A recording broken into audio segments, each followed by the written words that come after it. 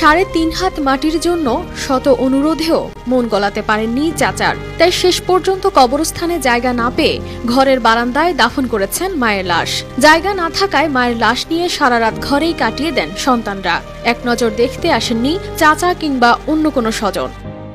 আমার আত্মীয় স্বজন কেউ যায় না। রাত ৩টা বাজে কারেন্ট গেছে, একলা নিয়ে বসে রয়েছি। তারপর আমার আম্মারে মাটি দেওয়ানোর কেউ জায়গা দেন, আমরা বারিন্দার ভিতরে বারিন্দা খুললে তারপরে আমার আম্মাকে মাটি দেওয়া হয়েছে।